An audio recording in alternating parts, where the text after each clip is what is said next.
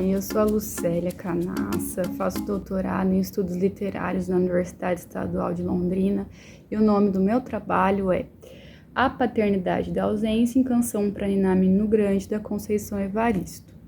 O meu projeto de pesquisa do doutorado, ele passa por esse lugar de buscar representações da paternidade em romances contemporâneos, né? O meu recorte são romances recentíssimos, publicados nos últimos anos, e eu tento achar essas figuras paternas que vão além dos estereótipos que a gente conhece, como o pai distante, o pai autoritário, o pai ausente, e tento problematizar essas figuras também.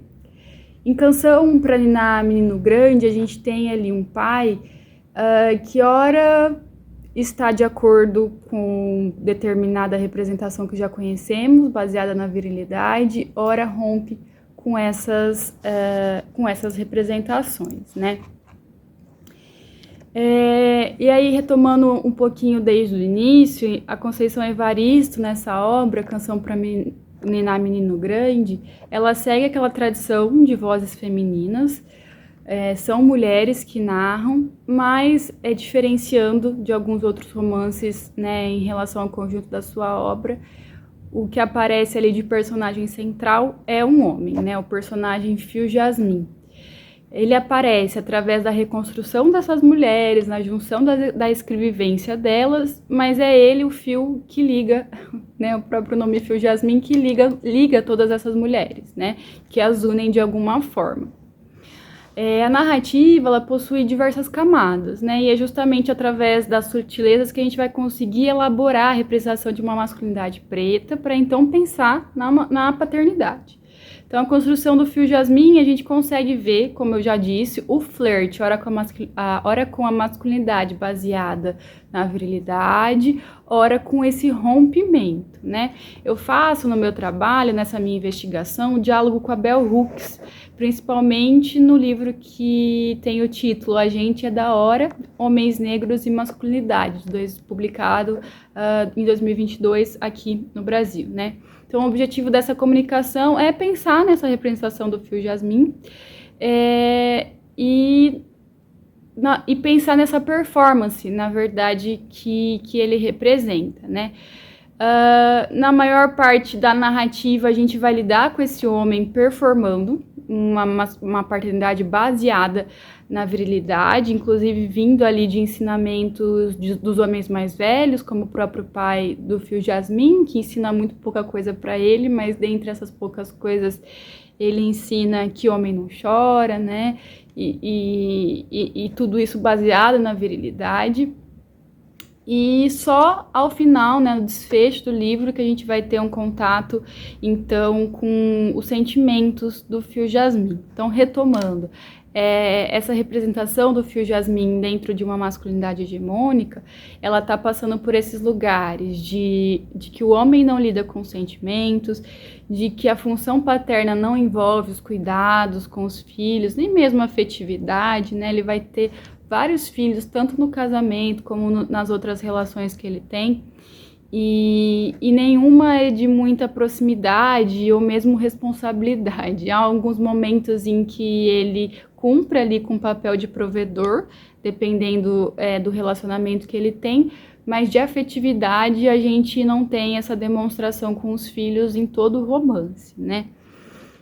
A diferença que a gente vai conseguir ver de não ser um estereótipo restrito, né? Eu considero que essa obra não vai ter um estereótipo restrito do homem que se encaixa totalmente num estereótipo, por exemplo, de ausência ou de pai distante, é que ele vai, no encontro ao final com a Eleonora, que vai ser a única mulher com que ele não se envolve sexualmente, ele vai ter nesse encontro também uma percepção das próprias emoções. Nesse encontro, né, ele começa a questionar os seus próprios sentimentos e percebe que ele levava um vazio dentro do peito, né? Então, distinta de Sá, foi a única mulher que percebeu o esvaziamento que Fio trazia no peito. Essa é uma parte do romance, né? Aqui a gente tem as escolhas que a Evaristo vai trabalhando para a compreensão de como a vulnerabilidade do ser humano, que na performance viril é escondida, aparece a partir do que ela coloca, né, no encontro de coração para coração. Então, nesse encontro fraterno, que não é sexual, a falta de habilidade com as questões emocionais e os sentimentos da solidão são escancarados. E a gente consegue retomar acontecimentos lá do começo da narrativa e ver como que interfere nesse homem, né? O que aparentemente não interferia, na verdade, tem um prejuízo na vida do Fio Jasmine, né? Existe toda uma questão no romance de quando o Fio Jasmine, mesmo sendo um homem muito bonito, ou um menino muito bonito, ele foi preterido enquanto príncipe na escola, né, por um menino branco.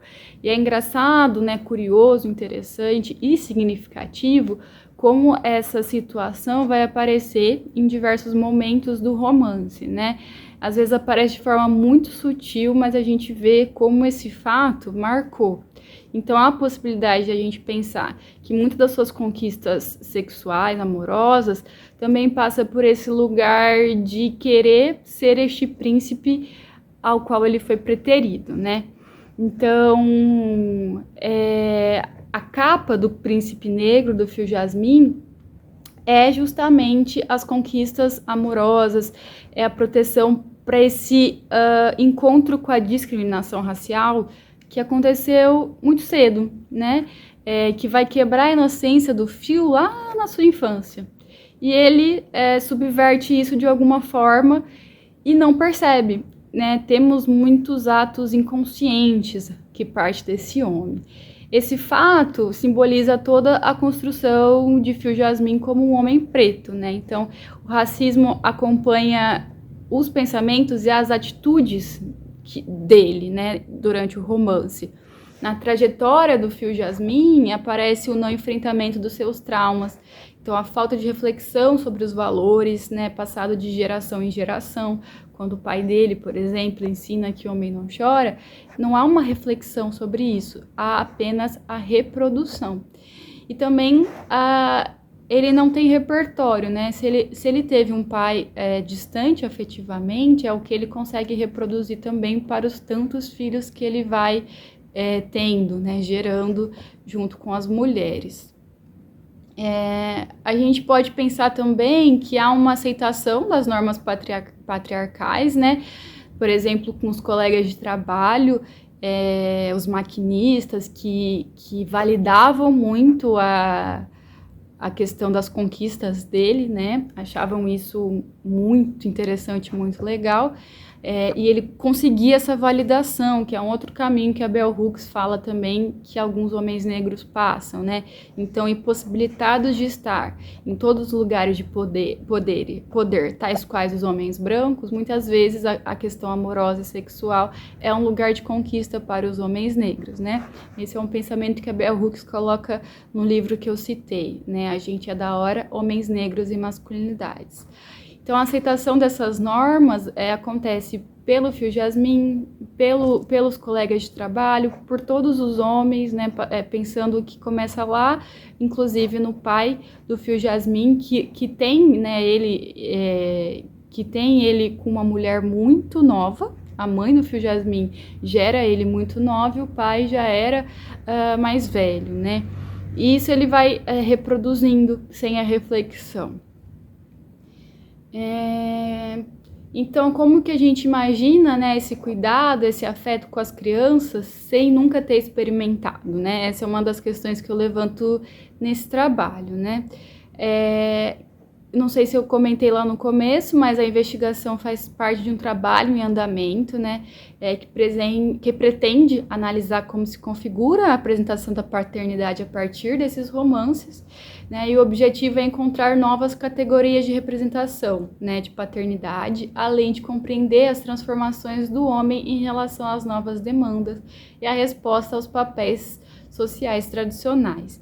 O que acontece em Canção para Ninar Menino Grande não é uma representação tão central da paternidade, embora isso envolva todo o romance, né? Há mulheres que ele se relaciona que escolhem ter um filho com ele, né? Dentre as outras possibilidades, elas decidem ter um filho com ele, mesmo que não seja uma forma, um molde tradicional, em que elas vão ter um companheiro ou os filhos vão ter um pai. Todas essas representações, elas ficam um pouquinho secundárias, porque o que mais aparece mesmo é a representação do fio jasmim enquanto homem preto, reproduzindo alguns estereótipos e depois rompendo com esses estereótipos quando ele se permite sentir.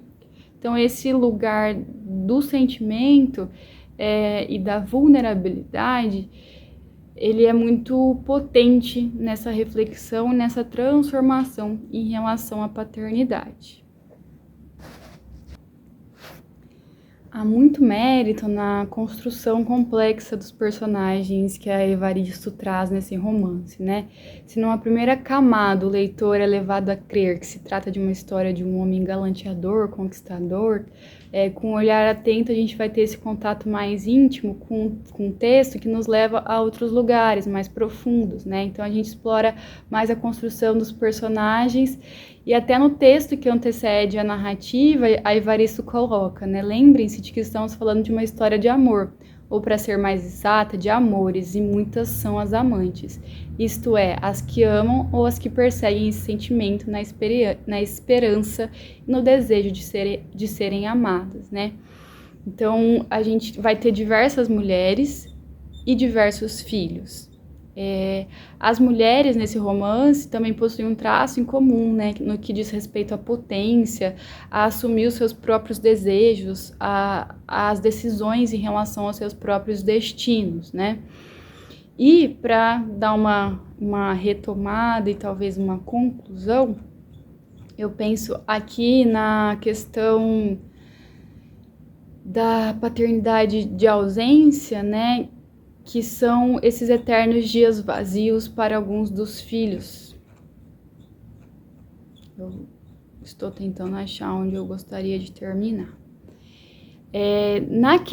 Nessa questão dos filhos serem distantes ao pai, nos parece, em um primeiro momento, que ele não tem consciência disso, né? Como eu disse, vai ser no encontro com uma mulher, num relacionamento fraterno, que ele vai se dar conta ali das questões emocionais, dos traumas que ele tem e que não foram enfrentados, né? Das heranças que ele recebe ali dos homens da família e também não reflete. Mas dá pra gente pensar também que o Phil não era tão alheio ao que acontecia ao seu redor, mas ele vivia uma espécie de anestesia, de negação, né? Porque para ele dores não vazam dos olhos dos homens, né? Então, a Bell Hooks expõe que ao confrontar a infância e os relacionamentos iniciais, ao observar o que aprenderam e como as lições aprendidas afetaram seu senso de si e dos outros, homens negros feridos podem começar a curar a dor, sair do isolamento e se permitir viver novamente. Se não é com o pai que o Phil Jasmine vai aprender uma lição valiosa no que diz sentido a esse rompimento que a Bell Hooks fala, nem com os maquinistas, que eram os colegas de trabalho, é com uma mulher, né, a quem ele nunca cortejou, que ele vai aprender. É ela que ensina a lição de cunho mais severo e doce. Aprendeu que o homem podia sim verter em lágrimas suas dores e sua perplexidade diante da vida, diante do mundo. Então, essa é a conclusão do trabalho que ainda está em andamento, mas que traz esse outro olhar sobre o personagem Phil Jasmine, não só como um homem que se encaixa em determinado estereótipo, mas que tem essas nuances, essas sutilezas que a gente consegue interpretar quando a gente tem um olhar bem atento ao texto. Eu acho que era isso que eu queria passar para vocês. Agradeço a oportunidade, ao evento, e que seja uma comunicação que gere outras comunicações, partilhas, né? E que a gente consiga pensar nessas temáticas com mais recorrência. Obrigada.